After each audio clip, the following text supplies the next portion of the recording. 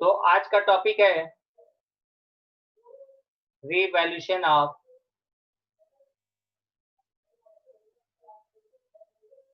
Assets and liabilities.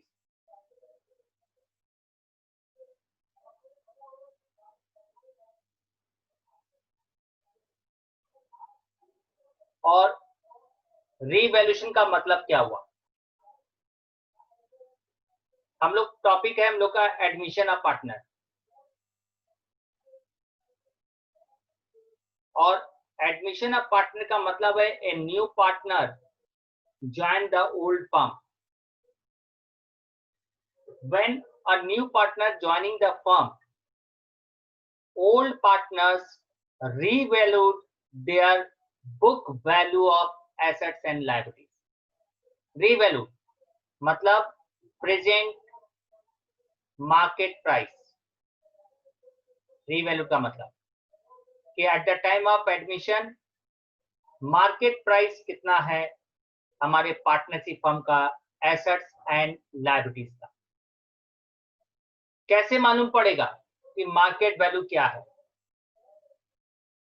तो वो हम लोग सर्च कर सकते हैं कि जो भी एसेट्स और लायबिलिटीज हमारे पास है उनका मार्केट में रियलाइजेबल वैल्यू कितना है at the time of admission. उसी को हम लोग बोलेंगे revalue of assets and liabilities. Now first of all तो आपको ये जानना है कि कौन कौन सा एसेट्स पर रीवैल्यूएशन हो सकता है और कौन से एसेट्स पर रीवैल्यूएशन नहीं हो सकता है, ये आपको समझना है। क्योंकि जब तक आपको ये सिलेक्शन नहीं समझ में आएगा तो आप कैसे डिसाइड करोगे कि कौन सा एसेट्स का रीवैल्यूएशन होता भी नहीं है। वैसे आपको सम्स में समझ में आ जाएगा, कारण ये कि वहां पर तो रीवैल्यूएशन का एसेट्स का नाम लिखा ही रहेगा ना, तब तो आप समझ ही लोगे कि कौन सा एसेट्स रीवैल्यूड हो रहा है। लेकिन एक नॉलेज के हिसाब से भी देखें तो आपको ये जानकारी होना चाहिए कि कौन से एसेट्स का रीवैल्यूएशन नहीं होता। तो पहले हम बता रहे हैं, हम लाइन से बोल रहे हैं, लैंड एंड बिल्डिंग होता है कि नहीं, यस और नो बोलिए। लैंड एंड बिल्डिंग रीवैल्यूड होता है। प्लांट एंड मशीनरी होता है कि नहीं, यस। Furniture, yes. डेटर्स, जोर से बोलिए, very good. Stock, cash, bank,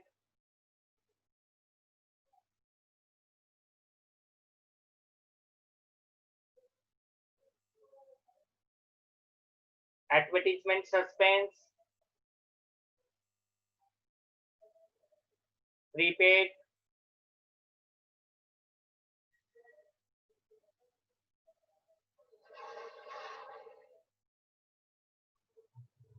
और कोई एसेट्स का नाम बताइए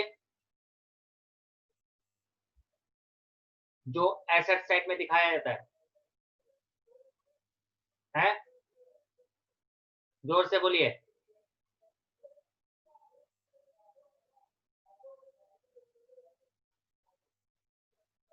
अब आप देखिए, हमने कुछ में यस लिखा और कुछ में नो लिखा, तो आपको ये समझना पहले कि यस लिखा है तो क्यों और नो लिखा है तो क्यों। लैंड एंड बिल्डिंग मतलब आपके पास बिल्डिंग प्रीमिसेस है और आप जानते हो प्रीमिसेस जैसे से यूज करोगे आपका उसका वैल्यू डेप्रिशिएट होता है, लेकिन मार्केट में उसका रीवैल्यूएशन हो सकता है क्योंकि लेने वाला ज्यादा दाम में भी ले सकता है और कम दाम में भी ले सकता है। तो जब जिसका प्राइस चेंजेस हो सकता है मार्केट में, इट मींस रीवैल्यूड हो सकता है। वैसे ही plant and machinery, furniture. Debtors revalued का मतलब जिस कस्टमर से हमको पैसा लेना है उसको हम लोग डेटर्स बोलते हैं, और उसका रीवैल्यूड मतलब हो सकता है उसमें से कुछ कस्टमर जो है पैसा ना दे, तो नेचुरली डेटर्स का बैलेंस चेंज हो गया, इसलिए डेटर्स भी रीवैल्यूड हो सकता है। स्टॉक तो एकदम हो सकता है ना, क्योंकि जो स्टॉक जिस दाम में हम खरीद के गोडाउन में रखे हैं, हो सकता है एडमिशन के समय मार्केट में प्राइस चेंजेस आ रहा हो, अप्स एंड डाउन हो रहा है, तो स्टॉक का दाम बढ़ घट सकता है। बट कैश, आपके ड्रॉर में कैश पड़ा हुआ है, ये क्या रिवैल्यूड होगा? डॉलर थोड़ी है जो मार्केट में रिवैल्यूड हो जाएगा भाई, डॉलर का दाम बदलता रहता है रोज। बैंक में जो पैसा पड़ा उसका कोई रिवैल्यूशन होगा? नहीं होगा। एडवर्टीजमेंट सस्पेंस को हम लोग बोलते हैं फिक्टिटियस एसेट्स। और फिक्टिटियस एसेट्स का मतलब ये एसेट्स ऑलरेडी हम लोग ने खर्चा कर दिया एडवर्टीजमेंट के ऊपर, उसको यूज नहीं किया अभी तक, ये हम लोगों का एसेट्स है नहीं। फिक्टिटियस एसेट्स है जो दिखता नहीं है, और इस एसेट्स का कोई भी रिवैल्यूशन नहीं होता है।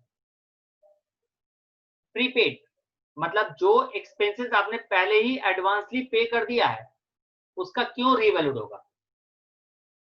आपने तो ऑलरेडी पे कर दिया एडवांस में, बट बिल्स का रिवैल्यूड हो सकता है भाई। जो डेटर्स का बिल है, हो सकता है कि वो पैसा हमको अभी दे दे, बोला कुछ रिबेट दे दो, छूट दे दो, तो वो रिवैल्यूड हो सकता है। और साथ में गुडविल, गुडविल भी रिवैल्यूड होता है। ये तो मस्ट ही है, ये तो कब बहुत चेंजेस होता है। लायबिलिटी का बात आएगा, बताइए लायबिलिटी में क्या क्या चेंज रिवैल्यूड होता है? कैपिटल, बोलिए, जोर से बोलिएगा। नहीं, इनटेंजिबल ये हुआ,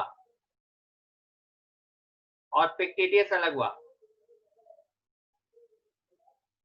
देखिए, fictitious assets means partnership firm ने एडवर्टीजमेंट का खर्चा 2 साल, 3 साल, 5 साल का पहले से कर दिया है, बट एडवर्टीजमेंट अभी तक 5 साल तक कंप्लीट दिखाया नहीं है, या एडवर्टाइज हुआ नहीं अभी तक, वो टाइम पीरियड कंप्लीट नहीं हुआ। तो एक तरह से वो मेरा एसेट्स है, प्रीपेड की तरह, लेकिन वो पैसा हमको रिफंडेबल नहीं है। चाहे मेरा बिजनेस चले या चले, अगर हम ऐड का पैसा दे दिए हैं तो वो एडवर्टीजमेंट अपने आप होता रहेगा टाइम टू टाइम, इसलिए इसका कोई भी रिवैल्यूशन नहीं होगा। But intangible assets, goodwill, copyright, patent, इनका रिवैल्यूड हो सकता है। लायबिलिटी, बताइए कौन सा कैपिटल रिवैल्यूड होगा कि नहीं? कैपिटल कभी भी रिवैल्यूड नहीं होता है। Reserve, profit and loss account, workman compensation fund, क्या रिवैल्यूड होगा? हम बोलेंगे कोई भी रिजर्व रिवैल्यूड नहीं होगा। लोन रिवैल्यूड नहीं होगा। क्रेडिटर्स हो सकता है रिवैल्यूड, कोई कस्टमर पैसा ना ले, ऐसे तो कोई पैसा ले नहीं लेगा, ऐसा हो नहीं सकता, फिर भी कोई कस्टमर पैसा ना ले या हम उसको ना दे। बिल्स पेबल हो सकता है। तो लायबिलिटी में ज्यादा नहीं है जो रिवैल्यूड होगा, और एसेट्स में ज्यादा आइटम है रिवैल्यूड होगा। तो at the time of admission all these assets and liabilities are revalued, और जब भी रिवैल्यूशन होगा तो उसका एंट्री हम ऐसे पास करेंगे, इंक्रीज इन एसेट्स। अगर मेरा एसेट्स बढ़ता है, इंक्रीज हो रहा है, तो हम लोग लिखेंगे assets account debit to revaluation.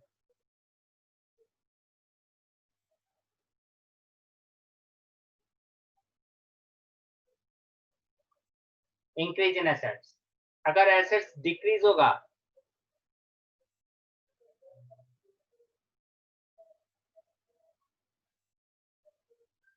तो revaluation account debit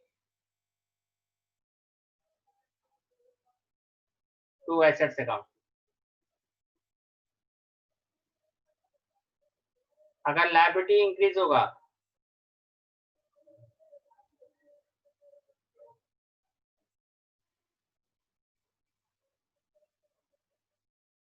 revaluation account debit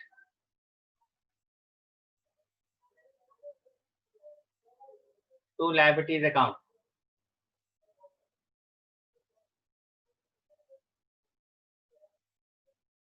liability decrease होगा,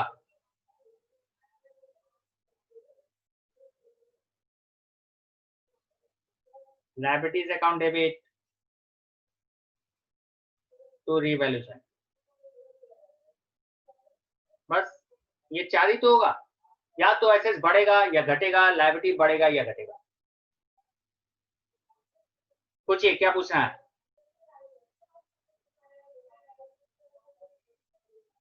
क्रेडिटर्स, हम अपने पार्टनरशिप फर्म में क्रेडिटर्स को पे करेंगे, लेकिन उसमें से एक क्रेडिटर्स का डेथ हो गया, 5,000 रुपये हमको उसको देना था लेकिन वो मर गया, अब हम ऊपर जाके तो उसको पैसा नहीं देंगे, तो मेरा लायबिलिटी डिक्रीज हो गया, और लायबिलिटी डिक्रीज होगा तो creditors account debit to revaluation, हमको फायदा हो गया ना। तो जब फायदा होता है तो रीवैल्यूएशन क्रेडिट होता है, जैसे एसेट्स बढ़ता है तो रीवैल्यूएशन क्रेडिट हो रहा फायदा, और जब डिक्रीज होगा नुकसान तो रीवैल्यूएशन डेबिट होगा, और लायबिलिटी बढ़ेगा तो नुकसान है इसलिए रीवैल्यूएशन डेबिट होगा। तो when revaluation are debited, when there is a decrease in value of assets or increase in value of liability. Clear?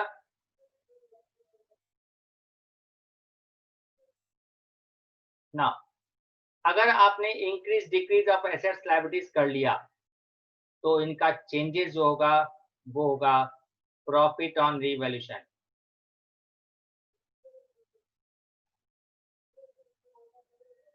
और profit on revaluation का मतलब होता है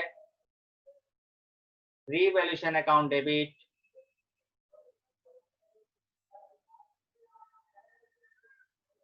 to partners capital account।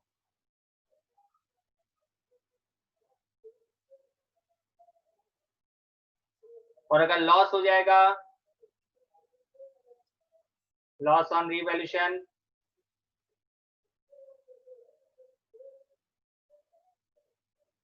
तो पार्टनर्स कैपिटल अकाउंट डेबिट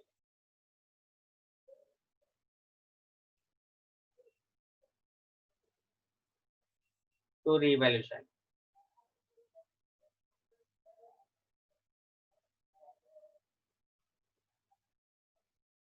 ये entry हम लोग को पास करना होता है, 6 एंट्री है, ध्यान से देख लीजिए, नोट करना है तो नोट कर लीजिए।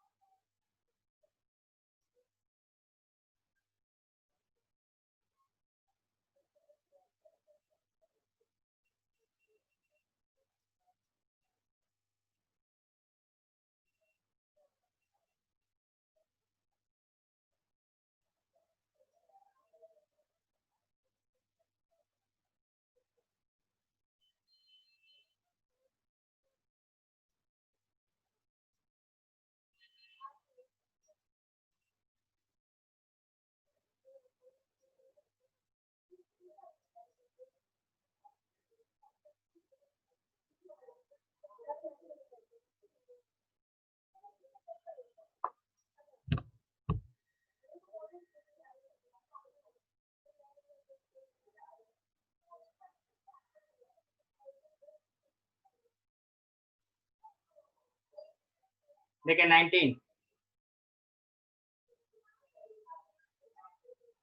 XYZ are partners in a firm. 5:3:2 is the ratio.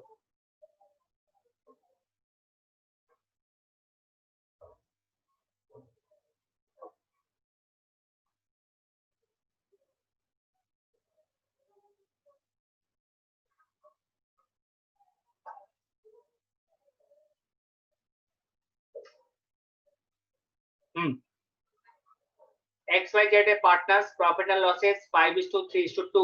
एक मिनट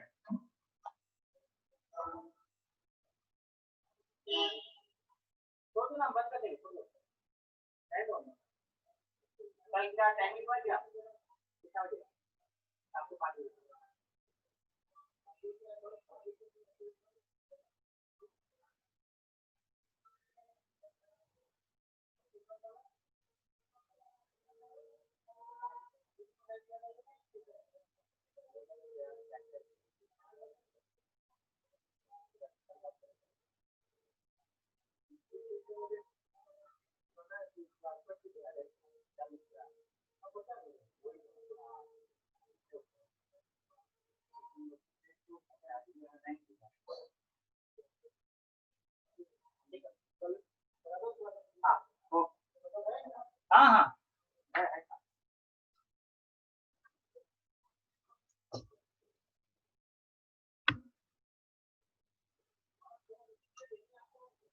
हाँ तो देखिए यहाँ पर 3 पार्टनर है XYZ 5:3:2 रेशियो है. They decided to share in future profit 4:3:3 with effect from 1st April 2017. On this date, the following re-evaluation has been taking place. Investment book value था 22,000. Book value मतलब balance sheet value. Market में 25,000 हो गया. तो कितना increase हुआ? तो चलिए हम लोग इसको बना लेते हैं 1 by 1. इस तरह से बनाइए working.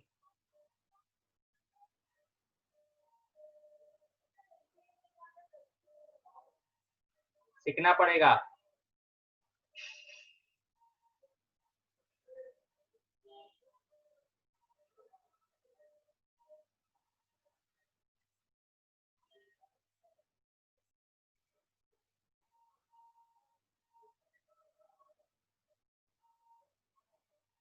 Investment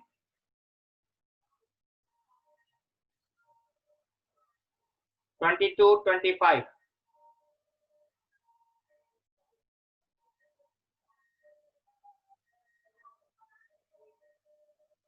$3,000 increase. Plant and machinery 25-20.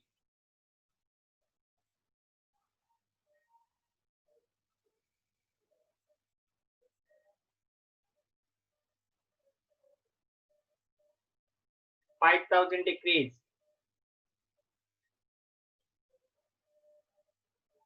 Land and building 40-50.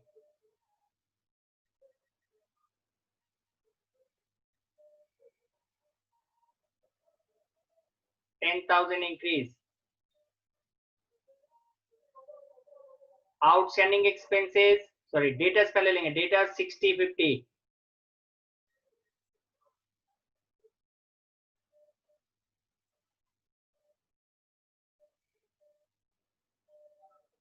$10,000 decrease.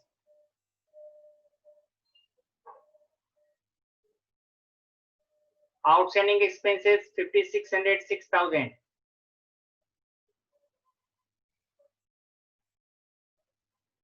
$5,600, 6,000.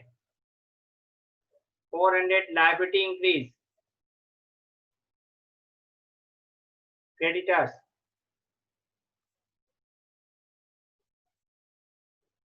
70-60.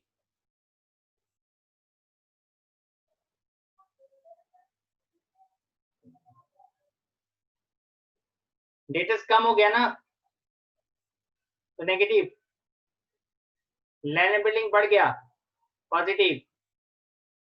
Outstanding expenses बढ़ गया, लायबिलिटी बढ़ गया नुकसान, लायबिलिटी घट गया फायदा. नेट कितना हुआ जोड़ लीजिए।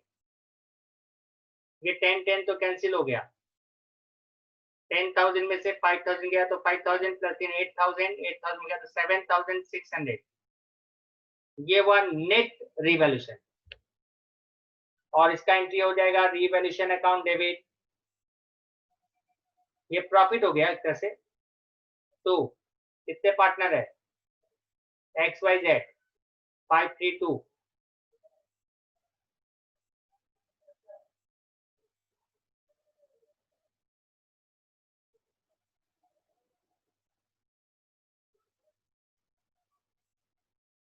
बांटिए तो 5:3:2 में बांटिए, कितना होता है?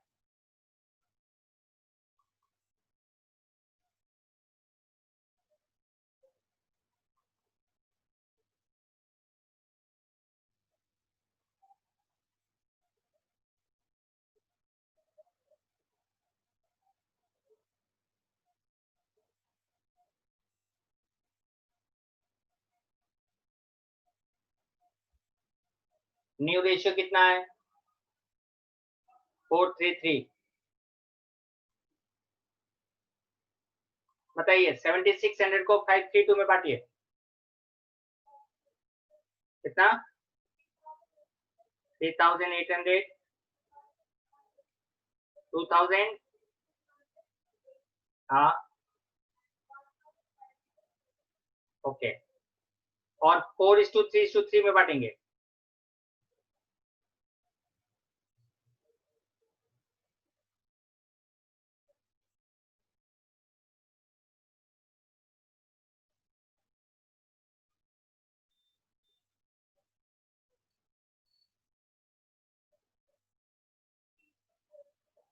थ्री जीरो फोर जीरो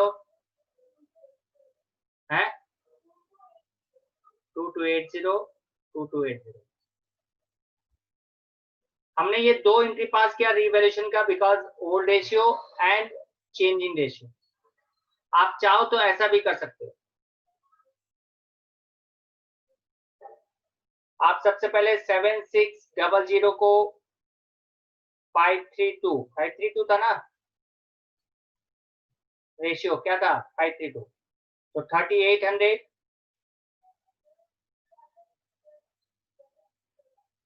बता रहे, 2280 1520। ये न्यू रेशियो क्या है? चेंज इन रेशियो है, और रेशियो चेंज होता है तो हम लोग का नेट इफेक्ट क्या होगा ये निकालना है। 3040 2280 2280। अगर आप नेट इफेक्ट देखें, इसका है 760 और इसका है 760, ये नेगेटिव है। तो एंट्री हो गया सीज कैपिटल, सॉरी जेड है ना, Z capital account debit to X capital 760। आप एक जनरल एंट्री पास करना हो तो ऐसे पास करना होगा, जैसे हम लोग ने पहले सीखा था, गुडविल में भी सीखा था ना।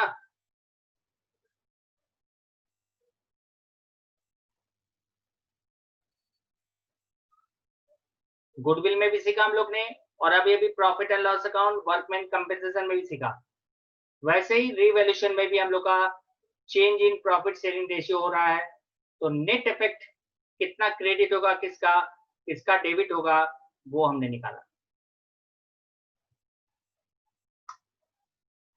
ये सब सम्स आपके change in profit sharing ratio के बेस पर चल रहा है।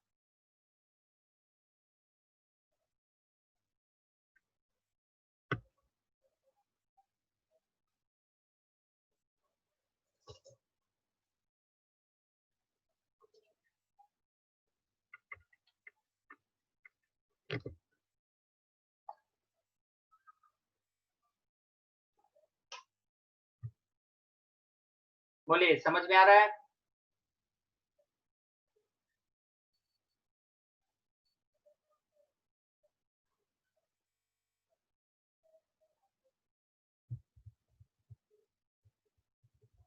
ये वाला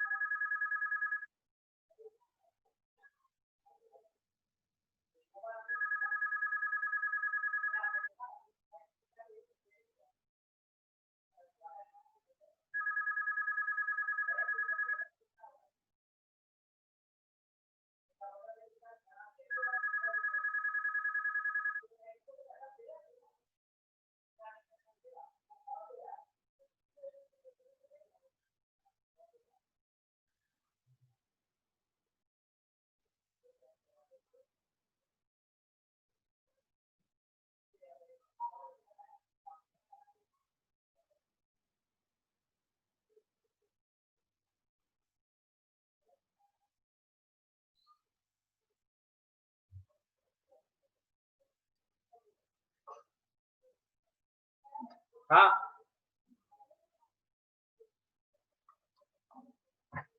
हाँ, क्या बोल रहे हो?